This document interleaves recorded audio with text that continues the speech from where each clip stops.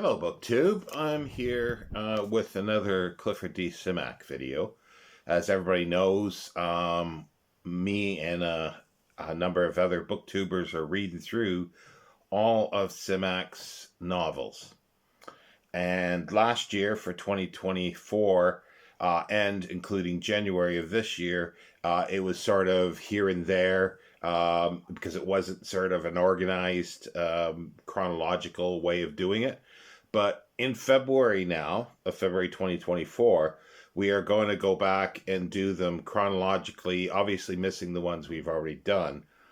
So the first one that we're doing in February here is Cosmic Engineers. Clifford Simak originally wrote this for Astounding Story or Astounding Science Fiction in 1939 under the editorial guise or editorial eyes of John W. Campbell. Now, what I want to do is I want to go through all the sort of editions, English editions, American and British editions of this book. So we start out with the serialization, and the first part appeared in February 1939, and the cover artist for that is Hubert Rogers. I've got a list here so I don't forget. Hubert Rogers. And this is the original pulp magazine from February 1939. And we'll look a bit with the contents as well. But the story and the artwork for the parts. But other authors in here. Well, first of all, I want to say, like it says, Cosmic Engineers, first of 3 parts, beginning a new serial which introduces the mightiest power science fiction has ever proposed. And there's other novelettes by Jack Williamson, Crucible of Power. He really doesn't need to be introduced. And then we've got Lorelei of Space, Frederick Arnold Coomer Jr. Now, and he's spelling the first name in this instance as Frederick, E-R-I-C-K at the end, I-C, sorry. But he sometimes did it as a K. He's the son, there's a Frederick Arnold Coomer that Sr., who wrote scripts, I believe, and other fiction. And Junior didn't, I don't think, write that much. I remember looking him up at one time.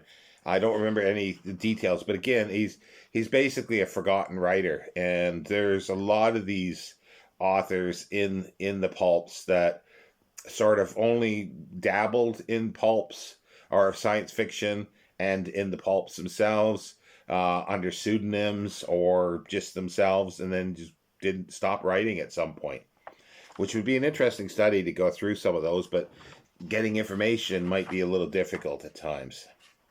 Anyway, the other, their short stories, Living Fossil by L. Sprague de Camp, Palooka from Jupiter by Nat Schachner. And Nat Schachner also was a historian, like he wrote history books, and as well as he was a big proponent, I believe, of early rocketry as well. Again, his stuff does show up. He's not quite as forgotten as some. And then we got Paul Ernst, Nothing Happens on the Moon, apparently. And he's mostly known for his Avengers character, which was a pulp hero, somewhat like the Shadow, and others at the time. But that's what he's mostly known for. But he wrote other fiction as well, science fiction is mainly. Raymond Zegaloon, Shadow of the Veil. That's a short story. He's still sort of remembered. There's Adele sort of best of his, which sort of is going around a little bit on BookTube, so he's being remembered. And then we've got Oil by Don Wire. Now, I don't. I'm sure at some point I looked him up. I couldn't find anything. I haven't spent any time now looking. If anybody does know anything about Don Wire, then please let me know. Because I'm at a blank with him. Then we've got Science article by Willie Lay, which shows up everywhere from the 30s to the 60s and 70s. And then they have the readers departments. So let's look at the artwork for Cosmic Engineers Part 1. It should tell me who the artwork artist was. Well, there's the front page of it. See, this for being 1939, these pulps are still quite supple. They're not really brown. They're tanned, but not badly so. Let's see. And the tagline here is beginning a 3-part series of mighty science facing the vastest forces of space and time out at the end of space itself. A bit awkward. And I'm not sure if there's any other artwork in here. Let's see. This was Simak's basically his first attempt at a novel, a short novel, and under the guidance of John W. Campbell. It doesn't say who the artist was there, but the other artists are Binder, Brown, Rogers. So I'm not sure who that artist was. But in March, so that was February 1939, March 1939, we get Part 2. And again, this is another nice pulp from 1939. Spines unbroken. And I'm not sure if I showed the back of that, but I love these ads on the back of them. And this one is, it's Camel cigarettes. So now we got Chesterfield cigarettes. So, and the artist on this one on the cover is Graves Gladney. And interesting thing is, there's a Don A. Stewart on the cover here. I'm assuming that's the Don A. Stewart story and a cloak of Acer. Now, it's funny, in one of these, I'm not sure, well, Don A. Stewart was John W. Campbell, and it's actually was a pseudonym of his first wife, using his first wife's name, maiden name, Donna Stewart, so Don A. Stewart. Makes sense. But then somebody wrote in a letter, I remember one time saying, Don A. Stewart is one of our treasures of science fiction authors. But either they were making fun or they didn't know. So we've got the first novelette is Don A. Stewart's Cloak of Acer. And then we got H.L. Gold, Problem in Murder. Yeah, H.L. Gold, that's Horace Gold, who eventually would go on in 1950 to edit Galaxy Science Fiction. And he wrote some fiction as well. Yeah, he was a better editor. Let's put it that way. I think he was a better editor than a writer. Short stories, Arthur J. Burks. He wrote under a lot of genres like fantasy, horror, detective fiction, weird fiction. He was very popular, I think. Well, at least he was prolific during the pulps. Let's put it that way. Then we've got, that was for Follow the Bouncing Ball. Then we got Star Crash. Isn't that the name? Oh, no, it's Snow Crash I was thinking of. I thought maybe somebody, I can't remember the author's name, but that might have stolen the name. By Kent Casey. I'm drawing a blank on who Kent Casey is. And there's Malcolm Jameson for Children of the Betsy Bee.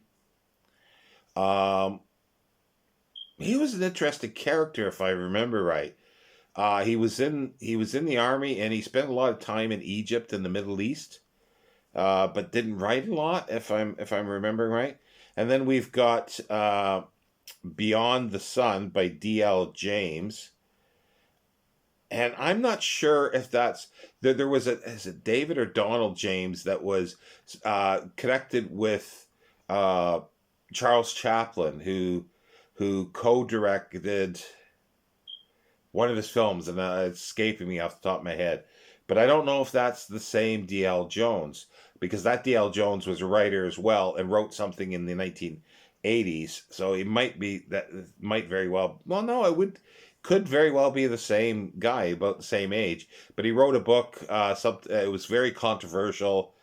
Something to do with Mexicans and Americans. It was quite controversial. Okay, but then we got the part two. We've got A Cosmic Engineers by Simak. And let's take a look at page 43. Let's see what the artwork is in there.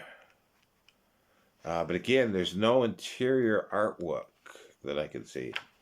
I don't think that's the same. I don't think that's the same as the other one. It's similar. Let's see here. Part two of Clifford Simak's great three-part novel of intelligence fighting to save a universe. And let's go here.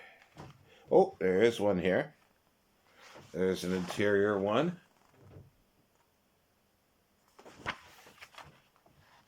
And this serial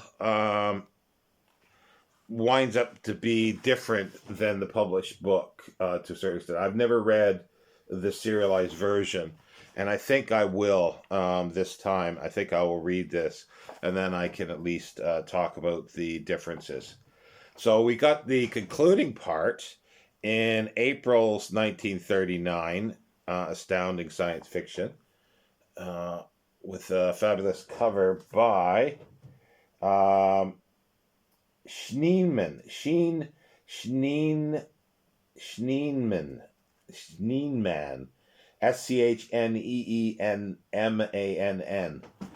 And I don't know anything about it other than there was a, is it Carol, with the same surname, that was a big artist that's in MoMA, and she was born in the 30s, so it could be his daughter, because she was an artist as well. I don't know. If anybody does know, again, let me know. Oh, I did show the back of that one. This one's Camel, back to Camel cigarettes. But yeah, this one again, spine's pretty good. And so who do we have in here? You got first part of a Jack Williamson serial, One Against the Legion. That's a good one. Yeah, his Legion novels. And then Clifford Simak's conclusion. Novelettes, Nat Schachner again. I think that's the pronunciation. I mispronounced it in a different video a couple years ago, and somebody went ballistic in the comments. Revolt by A.M. Phillips. I'm drawing a blank of anything. That could be a pseudonym, but I'm not sure. And then short stories, Catalyst Poison, again, Malcolm Jameson. Rope Trick by Eando Binder. I like Eando, or, well, it's E and O, the brothers Binder, let's put it that way. Otto and Earl. So Earl for the E, and then and O, Otto. So Eando Binder. And the big one, I guess, is the Adam Link robot stories, which are fabulous. And it was a brother writing team, but I think Otto continued writing under Eando Binder after Earl dropped out. And he also was big in Marvel Comics as well. Like, he wrote a lot of stuff for Marvel Comics. I don't know which ones. I'm sure somebody out there knows more details of that than I possibly could know. Then we've got The Cash by Harry Walton. Yeah, again, I'm drawing a blank on Harry Walton. But let's see here. What's the artwork for the conclusion part of? No, no. Again, yeah. I guess it's the same sort of cover. I guess you would call that a cover art bit. Um, it's like an elongated spaceship by the looks of it, and somebody, an astronaut type, coming out. Uh, and is there any others in the? Oh yeah, yep. There is. There's some other. Um, Again, it doesn't say who the artist is that I can see. I'll take another close look, but there we go there, and then there. So sorry, I'm taking a long time with this, but I thought it would be kind of interesting. So yeah, so that's it for that. And then we come to him rewriting it and publishing a hardcover of it in 1950 for Gnome Press. And the cover artist is Ed Cartier. He's actually signed it Cartier down there. But here is a first edition of... Oh, it's also a review copy. And Gnome Press 1950. Now, the first edition of this was blue cloth like this and yellow lettering. There were 6,000 copies printed. Well, 5,000 hardcovers, and then there was 1,000 paperback copies with the same cover for the American Forces. I don't have that. It's like hen's teeth, the paperback version. But there was also a second edition, a second printing of Cosmic Engineers. Same cover, might have a different bluish tint to it. I've never actually seen it in person. But it's more tan, brown. It's not blue, and it has black lettering. That's how you can tell the difference. And I'm sure on the copyright page it'll say something else, second edition. This one says first edition on the copyright page. So my copy here, I'm really glad to have this. It's a bit rough around the edges, but it's a review copy, so that's fabulous. And then we continue with English. But the interesting thing is, after that, before there was an American paperback publication, there was one in Germany, a German translation. I don't have that. I'm looking into getting that because that's kind of cool. Let me see, get my page up here for the artist. So we got the first first time in paperback, it says, for Paperback Library. As you can see, this has a sticker that was bought in the UK. I don't think I'm going to try to get that off. It's not coming through, so I'm just going to leave that. And that has a cover by Jack Gunn, Gaughan. I really like his artwork as well. And this was published in 1964. Now, the information that I found saying that let me see now. I forget the order here. That the cover was printed in Canada and the text in the United States, or vice versa. And it says the information comes from the second edition, but there's no information in the second edition to say that. So I have no idea. But anyway, that's the first U.S. Paperback edition, as it says, first time in paperback, 1964. Then we go on to 1967 with, again, I believe, another Jack Gunn, or Gunn, I guess, cover. Again, this is the version that I read originally. I had, but it's another paperback library, so that's 1967, and. And then we got the third edition. No idea who the artist is. I couldn't find it. But it does have reminiscences of Richard Powers. So that could be a Richard Powers cover. But I'm not sure why that hasn't been attributed to him. I haven't done an exhaustive look. I've looked on a few places that I normally would look. and nothing came up. They just, it's unsigned, and it hasn't been attributed by anybody that is, knowledgeable enough to say who the artist is. So yeah, that's 1969. Yes, 19th printing, June 1969. And then we've got the fourth printing. This is all paperback library. We've got the fourth printing of the paperback library. This bugs me because there's a little chip out of here.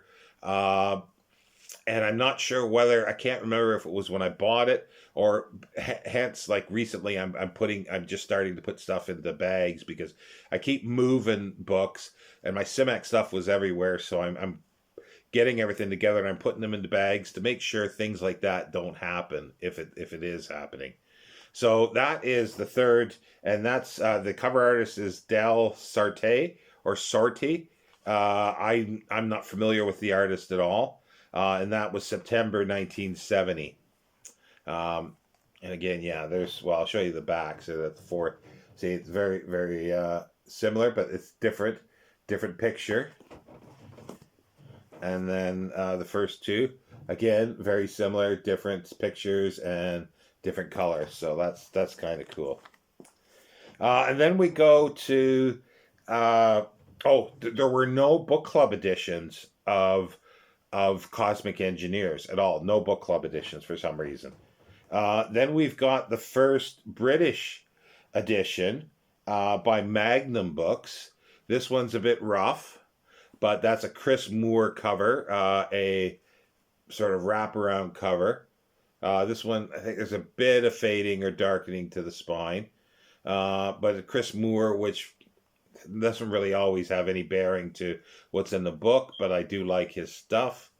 And you notice the style of writing here, it's black. But yeah, that's it's part of Methuen. Magnum was an imprint of Methuen, Magnum Books, and this is 1982. Magnum first edition published 1982. Then we go to the first British hardcover edition, and this is it here with goes onto the spine. And the Jack illustration is by Nigel Hills. Again, I don't know. It's an interesting cover. This was published by Severin House. Severin House, 1985. Severin House Publishers, 1985. That's the first British hardcover. And then they followed it up with the second paperback edition in 1988, I think it was. 1988. And instead of being under the Methuen imprint, the Magnum imprint, it's just a Methuen paperback, and it has this pyramid for the A, which I really like, and if people have been watching, you'll have seen the whole bunch, a lot that I bought with mostly with this design on. But this one is in just beautiful condition, and it's the same artwork, but it is different. There is a difference, obviously, you can see between these. Even the tone, like this one's sort of darker, and I don't think that's age. This one's brighter. And then obviously the words are different there. Even the back bump on the back is a bit different, and it's got the barcode on this one and no barcode on that. So yeah, and there has been multiple translations of this as well. I don't have any of them. I do want to get a few of them, as I do with all the others. But yeah, that's Cosmic Engineers, and we're reading it this month, and we'll do a video yet to be announced, but it's usually at the end of that current month or the beginning of the next month when we can figure out a date when everybody's available. And again, and for people who are following along, this is his first novel, so it's not as polished. It's not as good as his other ones, even though he did rewrite it a little bit. He did fix it up a bit better, I believe, for the publication in 1950 for the Gnome Press publication. But I'm going to be reading. I believe I'm going to be reading the serialized version first, and then reread the novelization. So again, any questions, or if you know any information on any of the writers that are in the original magazines, do let me know, because as I say, I don't know them all, and a lot of them have been forgotten basically. So feel free to do that, and if you are following along, let me know which ones that you've read so far of Clifford Simak, and which ones you've enjoyed the most. I'd love to hear. And I'll put down in the link the reading list again for the year, as well as the link for the link for the playlist that we have for this, so you can see everything that we're doing with Simak. Excuse me. Thank you, BookTube. I'll see you next time.